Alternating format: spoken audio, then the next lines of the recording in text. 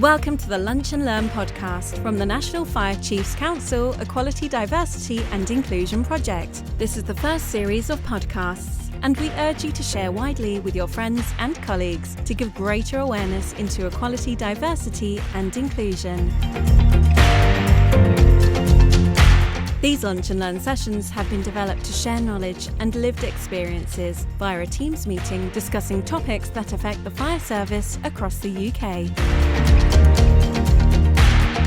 Dr. Rachel Century from the Holocaust Memorial Trust will be talking about the Holocaust Memorial Day, which takes place each year on the 27th of January. In 2022, we remember the 6 million Jews murdered in the Holocaust and the millions of people killed under Nazi persecution of other groups, and in the genocides which followed in Cambodia, Rwanda, Bosnia, and Darfur. Firstly, thank you for taking the time out of your busy schedule to join us, and we hope you find the session useful. And today is one of a series of Lunch and Learn sessions that are developed as part of the NFCC's People programme. If you've joined us before, you'll know the format, nice and informal, an opportunity for discussion as well throughout the presentation. If it's your first time, then very welcome. So I'm delighted today to welcome Dr. Rachel Century, who is the Head of Research for the Holocaust Memorial Day Trust, having first joined as an education officer in 2013.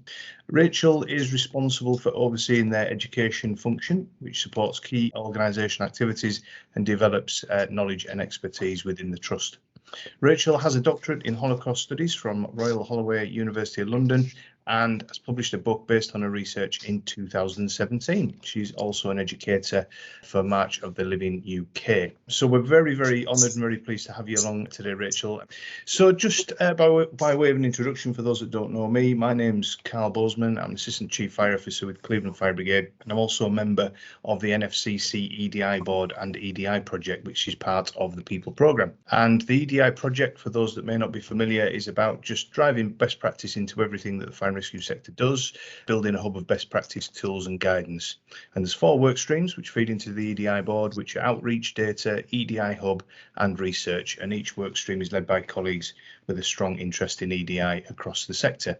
You may be familiar with some of the products, which is one of today. Lunch and Learn is one of the products, but also the EDI forum, the EDI calendar and the equality of access document. So the Holocaust was a terrible and defining episode of the 20th century, which undoubtedly changed the course of history. And I know that Rachel will go on to explain far greater than I can. But effectively today we're looking at what Holocaust Memorial Day is and who the Holocaust Memorial Day Trust is, explaining what is commemorated on the day and why it's still important and relevant today. And Rachel will share ways for you to get involved in marking the day, and we'll also have time for questions at the end. So without further ado, I'd like to hand over to Rachel. A very warm welcome, Rachel. Thank you for joining us, and I shall hand over to you. Thank you. Thank you for having me today. It's amazing to have so many of you on the call. Thank you all for giving up your lunchtime to learn about this. Carl summarised what I'm going to present beautifully, but I am also happy to take questions, as he said. So as Carl said, I work for the Holocaust Memorial Day Trust. It's worth reiterating that if you want any more information, please do look at our website. We're also on Twitter, Facebook and Instagram. Everything we do is free. There's lots of great resources, so please do feel free to look at more if you want anything more about what I'm going to talk about today. So who are we? What do we do? What is Holocaust Memorial Day? So Holocaust Memorial Day is on the 27th of January every year. It was chosen because that's the anniversary of the liberation of Auschwitz-Birkenau, which was the largest Nazi concentration camp complex. And it was liberated in 27th of January 1945. And the day was chosen in the year 2000 by 46 different governments who all got together and decided that they wanted their countries to mark the Holocaust and commemorate it. Each of those 46 countries decided that they would mark Holocaust Memorial Day in their own way. So every country does something differently. In the UK, the Home Office used to run Holocaust Memorial Day until 2005, and then they set us up, the Holocaust Memorial Day Trust, and we started as an independent charity in 2005. We've been solely government funded until 2 years ago, and we are now partially government funded, and we're also fundraising. The majority of our funding comes from the Department for Levelling Up Department for Levelling Up, Communities, Local Government and Housing. I think I got those the wrong way around, but hopefully you know what I mean. But we also do fundraise as well. And so, as I said, each country can mark Holocaust Memorial Day in their own way. What exactly does that mean? In the UK, we have one big ceremony on Holocaust Memorial Day. It's going to be on the 27th of January at 7 p.m. and you're all very much invited to join us. But we also empower people all over the country to mark HMD themselves. And anybody and everybody can mark Holocaust Memorial Day. We have schools, we have prisons, cinemas, libraries, fire stations, police stations, churches, mosques, all sorts of events and activities. And we provide resources to help people do that. So sometimes it's a practical resource, like a pin badge or a sticker, but sometimes it's more of a theoretical. We have lesson plans, assemblies, anything and everything, because Holocaust Memorial Day is important, and I'll come on to explain. So we want it to be as easy as possible for anybody to get involved. Ibi Nil, she is a survivor of the Holocaust. And I've just started my presentation with her slide and 2 quotes from her, because I think a lot of people know something about the Holocaust. They know that 6 million Jewish people were murdered in the Holocaust, but that number is quite difficult to get your head around.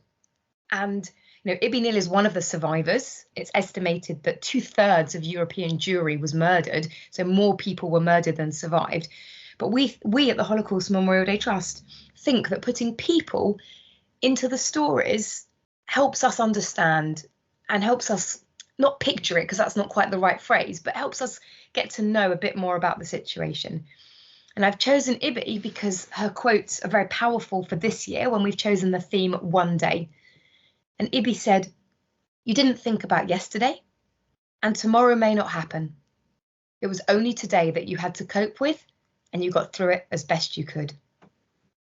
And we asked survivors such as Ibi, can you think about one day in your experience where life changed? It was really interesting what they had to say. And Ibi said, "One day Gretel, my school friend, greeted me with an embrace. The next day she ran across the road and turned her head away so as not to acknowledge me." And I just find that quote really powerful, because you can imagine 2 schoolgirls, one day the best of friends and the next day not, because Gretel has been told, "Don't play with the Jewish girl anymore." I just thought that was quite a powerful way to start the presentation. So I mentioned that every country that marks Holocaust Memorial Day chooses how they mark it, but we also choose what to commemorate. And in the UK, we commemorate not only the Holocaust, but also the Nazi persecution of other groups and 4 subsequent genocides that happened in Cambodia, Rwanda, Bosnia, and Darfur. My plan is to talk a little bit about each of these, but I'm very aware that we don't have a lot of time, and I do want to allow you time for questions. So I'm going to talk quite quickly through all of these, but on our website, we do have more information about all of these events, all of these genocides, including life stories, resources and examples. So please don't hesitate to have a look at any of them if you want more information. I'm going to start with the Holocaust. And as you might imagine, I do a lot of these different talks to different organisations and different groups, but we try and make it relevant to each group. And Aidan asked me to start by giving a bit more background about the Holocaust. We do find that not everybody knows what we know about the Holocaust. And I say that I'm a historian of the Holocaust, so perhaps I know a little bit more than some people. But, the general public know different amounts of information about the different genocides. And that's a challenge for us. If we want you to commemorate the Holocaust, it's important that you know what you're commemorating and why. We define the Holocaust as the attempt by the Nazis and their collaborators to murder all the Jews in Europe. And the Nazis started their plans from the minute they came to power in 1933, and they started with propaganda, persecution and legislation to deny human and civil rights to German Jews. So Jews in Germany weren't allowed to sit on the same benches as non-Jews, they weren't allowed to own radios, they weren't allowed to go to the swimming pools, and so on and so forth. And the Nazis used centuries of anti-Semitism as their foundation. And Germany occupied Poland in 1939 and immediately started subjecting the Polish Jews to violence and forced labour. And they also established ghettos that Jewish people were forced into living in there. And these conditions in the ghettos were so terrible that hundreds of thousands of Jewish people died in the ghettos of starvation, of disease, because the conditions were just so bad, very much overcrowded. And then as the Nazis occupied more and more countries, they repeated this with the Jews in their occupied countries. In 1941, everything slightly shifted. Until now, the Jews had been forced into ghetto, had been discriminated against, but now the final solution began, the attempt to start actually murdering people more actively. Jews dying in the ghetto was a little bit more passive. It was a benefit of the ghetto, but it wasn't the aim of the ghetto. The aim of the ghetto was to concentrate all the Jews in one place. In 1941, we see the first extermination camp, Chelmno, of which there were 6 extermination camps, all on Polish soil, but built by the Nazis. And by the end of the Holocaust, it's estimated that 6 million Jewish men, women, and children had been murdered in ghettos, mass shootings, concentration camps, and extermination camps. I just emboldened that as well, because I guess that's the sentence that summarizes, encapsulates the Holocaust.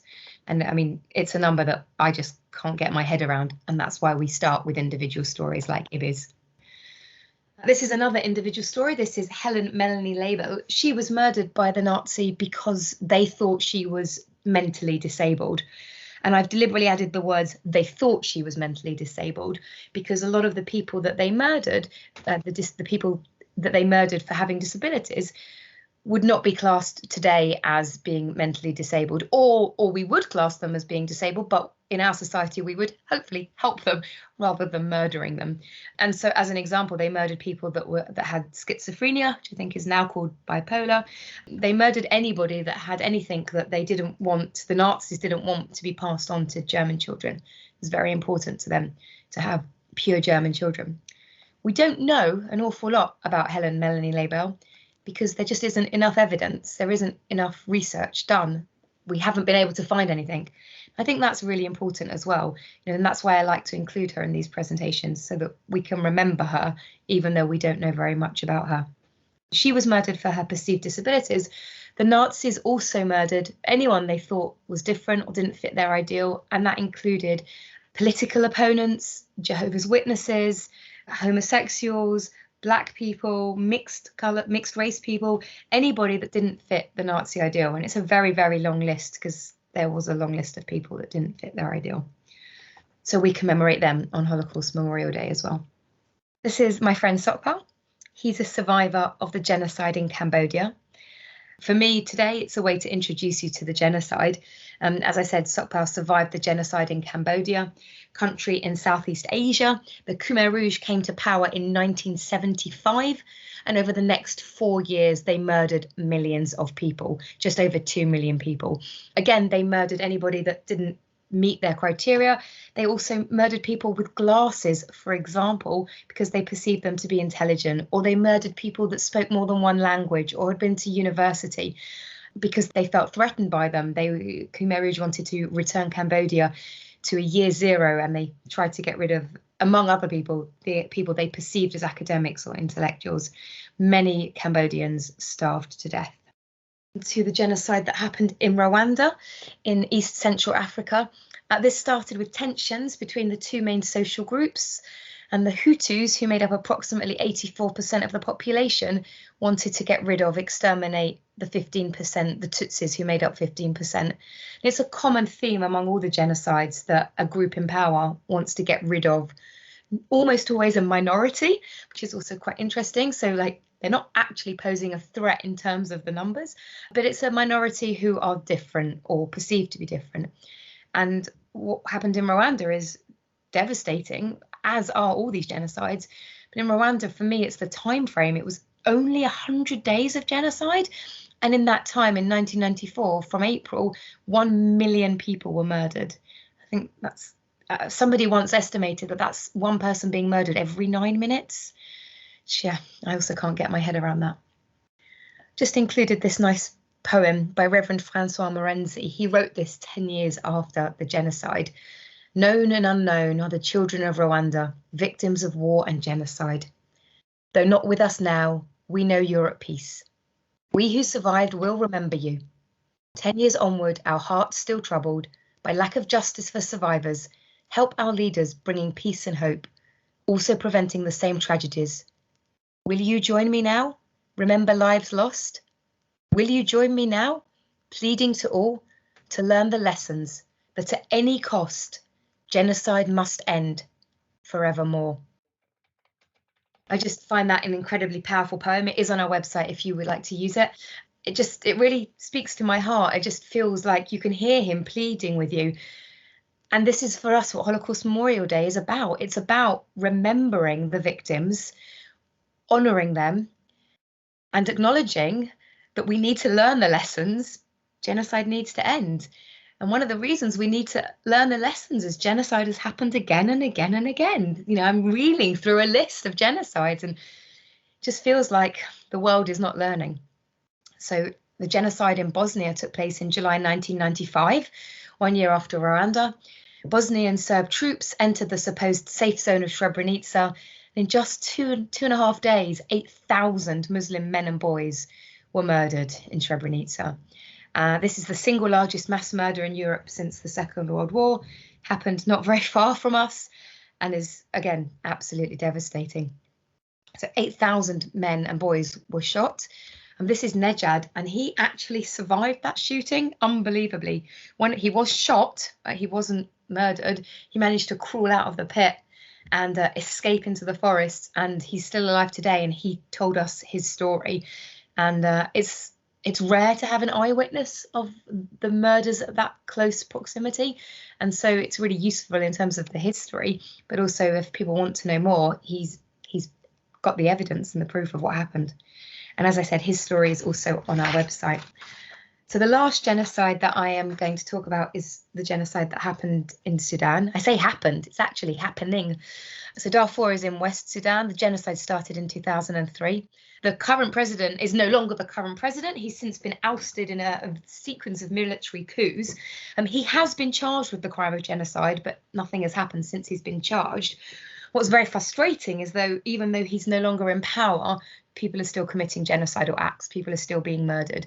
There's approximately 2 million refugees that have fled to neighbouring areas. We work with a lot of survivors from Darfur some of whom are in the UK, but they ask us to not name them or identify them because their family is still in Darfur and it's a great risk to them. The government is likely to seek retribution if they speak out. And I think that's quite powerful.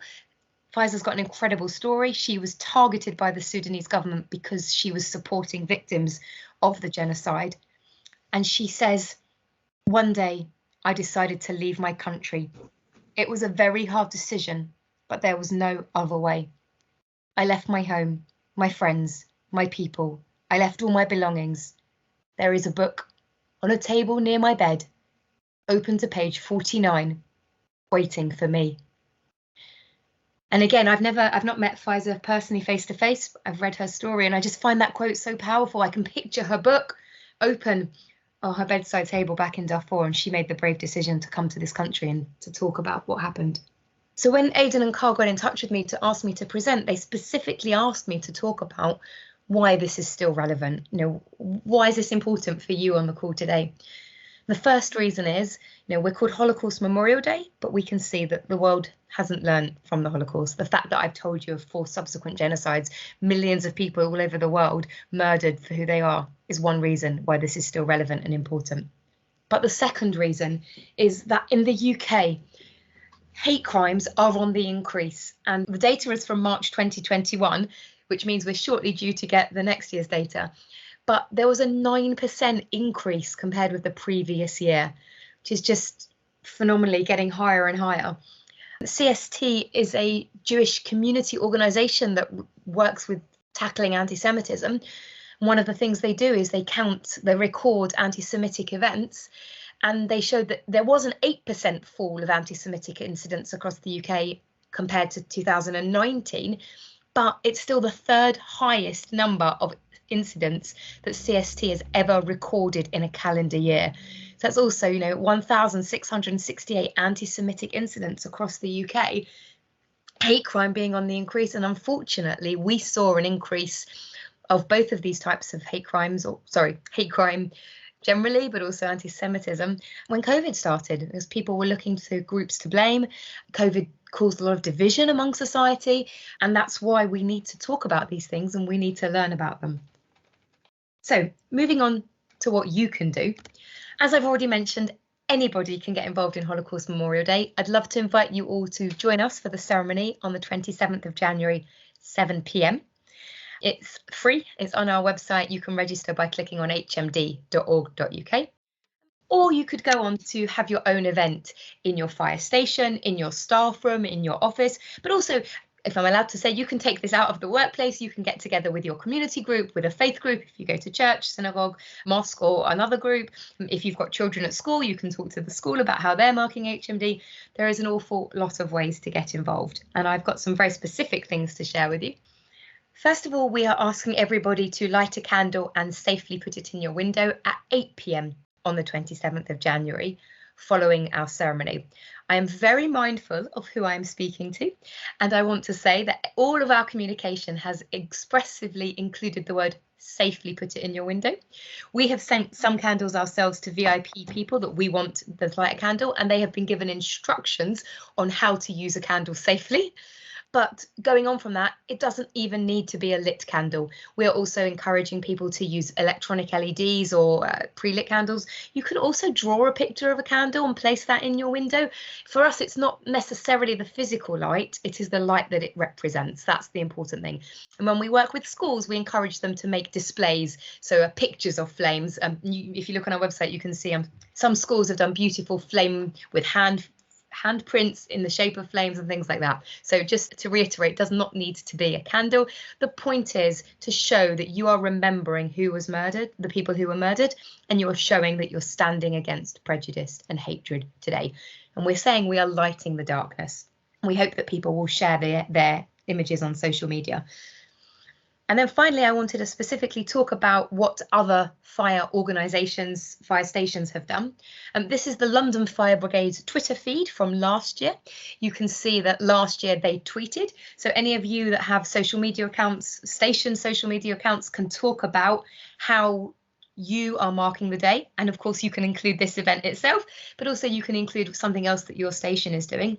The London Fire Brigade did a series of tweets, actually. They talked about different things, including Jewish fire brigades during the Second World War and how they played a role in the London Fire Brigade. They also tweeted about lighting an electronic candle rather than a real candle because we lit the darkness last year. So Twitter is a useful medium to mark the day. This is a photograph of South Yorkshire Fire Station, and they are lowering their flag at half-mast for Holocaust Memorial Day. So any of you that have flags, that is an action that you're encouraged to take. And finally, this is a group of firemen attending a local event. It's a London-based one. I think it might have been Lambeth. The firefighters attended their local event in uniform. So it shows a visible presence that the firefighters are supporting Holocaust Memorial Day. The one thing that we ask is that you tell us about the events that you are doing, because we capture the data on everything that happens over the whole country for Holocaust Memorial Day. So one of the things that we do as an organisation is that we capture the data on everything that happens around the country. And we do this for several different reasons. First of all, we have to do it for funding purposes. We need to show to our funders where their money's going and what effect and impact it's having.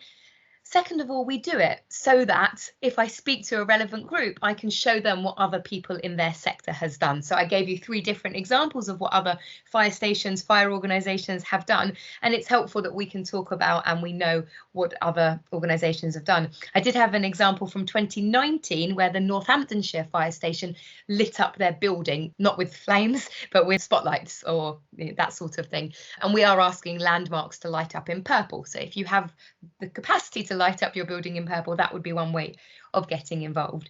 But also, we think Holocaust Memorial Day is about bringing people together. If you had to ask me the key thing for the day, that would be our key message. And so by telling you about what's happening all around the country, we want you to feel part of that bigger day. I can tell you that for Holocaust Memorial Day 2020, there were 17,000 activities all around the country. Slightly less last year because of COVID, but there's still a phenomenal number of organisations getting involved in marking the day. And so that's why if you go to our website, there's a tab called Let Us Know. And if you go on to mark the day, I would love you to let us know. I appreciate I've spoken very quickly about lots of different things. I know Carl was very keen to make sure there's time for discussion and questions, so I'm happy to pause talking and hand over. Thank you so much, Richard. And when we spoke yesterday, it was one of the challenges that we knew we were going to have was just trying to condense it into so much to talk about, and clearly we've only got a short time frame. So thank you so much. I appreciate there's probably so much more we could talk about, but I think that's been a really, really useful kind of overview, really, and quite something, I have to say. And I just sort of reflecting on some of the figures there: 6 million men, women, and children, and that's difficult to comprehend. That really is. And then when you start to look at some of the behaviours that have driven this around, people that didn't fit the ideal, people that don't fit the ideal, and learning the lessons and reading some of the quotes from people that have lived this experience is quite powerful. I don't think there's ever a more powerful way to actually articulate something or bring it to life than actually to hear from the experience of the people that have actually lived through this. And perhaps the sad thing is that this, as you say, this is still happening in certain areas. It's not just a lesson from the past, it's something that we need to shine a light on. So I think it was very, very sobering.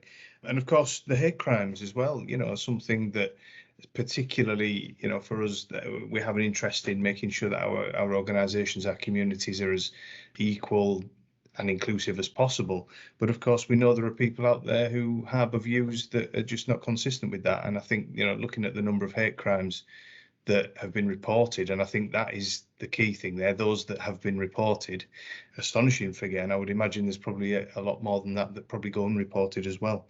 But of course, your point there about it's on the increase, I think it's never been more important for us to make sure that as a sector, we understand inclusivity, we understand equality, we understand respect for one another. And I think that really illustrated the point. And thank you so much for kind of highlighting the safety message with the candles. I was twitching a bit, I have to say. But that, after 30 years in the fire and rescue service, that's kind of, that was just me. But no, thank you so much. I think that's something that, again, just having an overview of some of the things that we can do in order to support that. And I'm sure that many of our organisations will do that.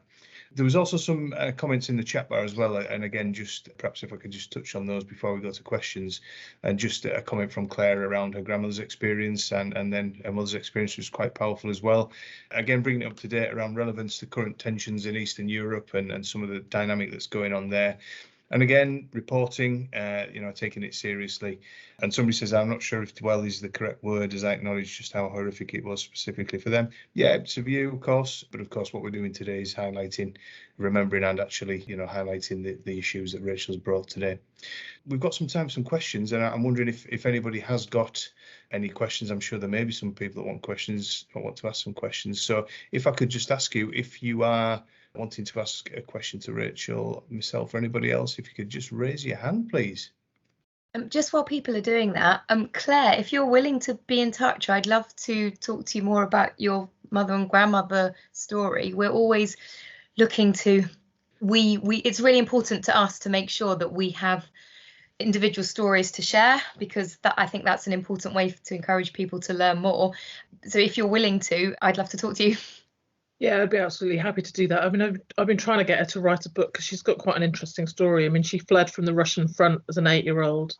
She, her aunt helped her get out of East Berlin when the wall was, that border was put in place, and her aunt managed to get into West Germany and then go back to East Germany and retrieve her. Otherwise, she would have been stuck then, and she was under a communist regime post-war as well. But also, my grandfather was in the Nazi party, and it was almost, and she was in the Hitler Youth, and it was, I don't think people realise how much propaganda there was to force people to join these organisations, and if you didn't, you were either ostracised or you didn't have a job and you couldn't survive. So there's a lot of German people that were complicit because they were forced to be complicit in that Holocaust. And sometimes we see that in modern day, that people are forced down a route that they don't want to go, but to survive, to put bread on the table, they had to do that. And some of the things, she said that she remembers walking to school and finding a crow on the way to school and giving it to her teacher as a gift, because it was food essentially. And the damage that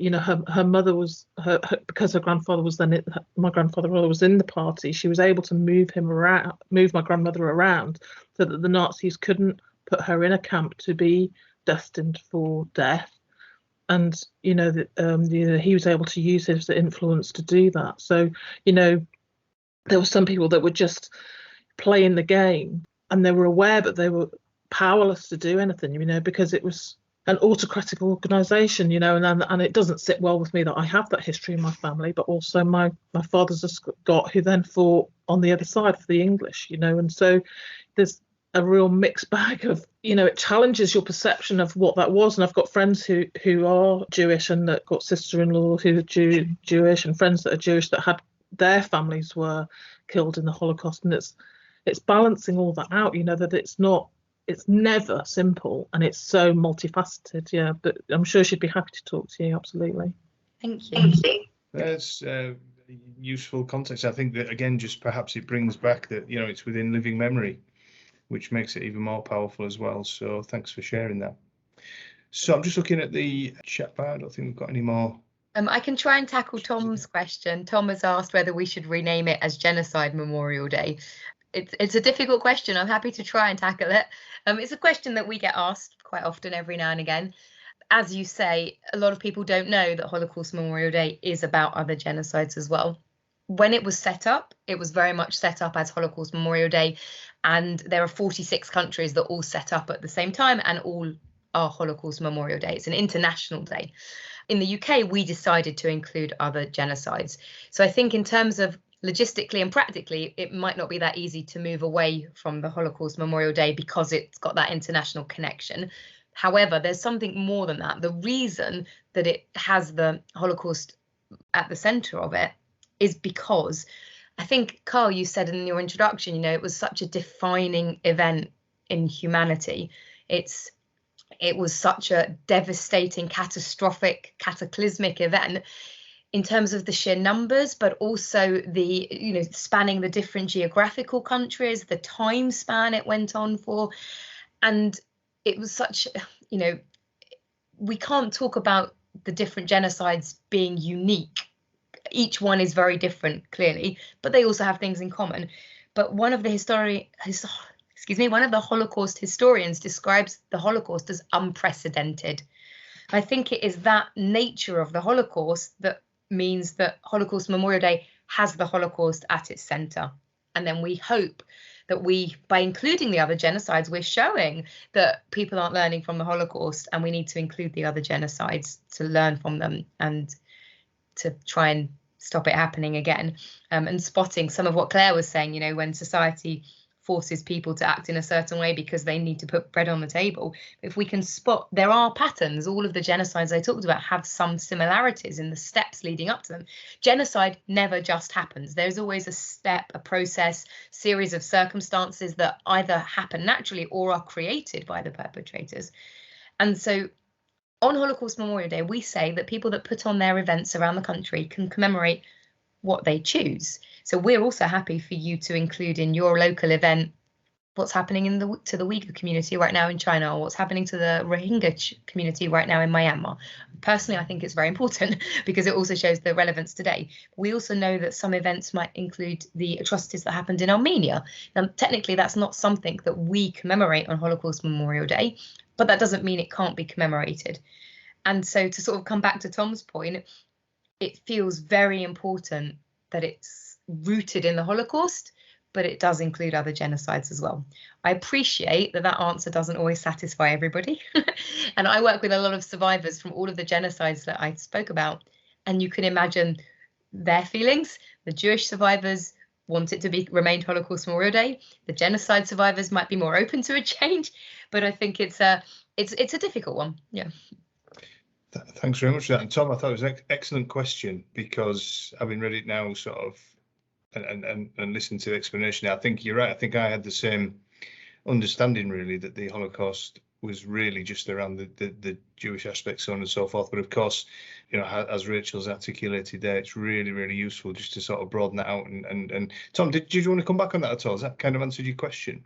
Yeah, that's a very good answer. I suppose I was thinking, because it's with all the sort of continuing genocides we're having, which you mentioned earlier, and also I'm aware that there's a number of people out there who are Holocaust deniers and all the rest of it. I was wondering whether to have a specific day focused just on the Holocaust would give them more ammunition to say it didn't exist. And then by the same sort of attitude, they could then say, you know, the other genocides, they don't exist. And maybe it devalues all the genocides. Whereas if it's turned into a genocide, you can't really deny any of these genocides are happening. And then maybe give them a bit more of a pause to think, well, maybe I should re-question whether the Holocaust didn't happen, so to speak. And rather than focusing it being on a Jewish issue, it's more of a issue that people were killed for what they believed in, as opposed to being Jewish and killed. Don't know, but thank you anyway. No, some really good points, Tom. I think it's worth me just pointing out that there is unfortunately genocide denial. We know of Bosnian denial is at the moment very rife, very on the increase because of the political situation over there. Rwandan genocide denial is really, really difficult, with lots of people claiming that there was another genocide against the Hutus. I talked about genocide against the Tutsis, and that's a really difficult one to navigate. I'm not actually aware of Cambodian genocide denial. That doesn't mean it doesn't exist. But so it's really interesting that you talk about that aspect of it. I genuinely don't know if that would help or not, because I think from my experience with deniers and challenging denial, it often depends on why you're denying it. I think there are some people that have an agenda behind their denial, and therefore there is almost nothing that anybody can say or show or teach them because they don't want to change their mind. They're not open to it. And I think where we work is with people who maybe don't know, maybe because they haven't had the opportunity to learn, or maybe unfortunately the internet makes it very easy to spread denial or fake news and things like that. And especially because with the internet, you can hide behind an anonymous server or an anonymous address. Unfortunately, some of the social media platforms don't stop the spread of denial or anti-Semitism or hate crime. And therefore, there are lots of people that may be more susceptible to, you know, they read something online, they just believe it. They don't look into it further.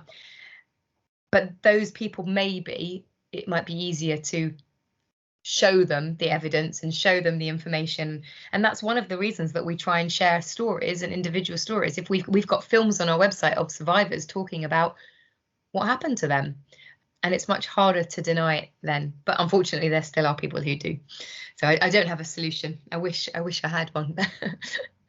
I mean, that's a really interesting point, isn't it, as well, around the, you know, that sort of agenda as well is incredibly emotive, isn't it, to some people, I guess. And but again, how do you change anybody's views on at the most basic level, you know, religion, politics, or football? You know, it's very deeply embedded, isn't it? So I suppose that's, and I suppose that as you say there, the area we can work in is perhaps the people that didn't fully understand, and I'll probably put myself in that category in terms of having a greater awareness, but also to remember and to learn the lessons, and I think to carry that forward so that we do remember the lessons and we never repeat the lessons.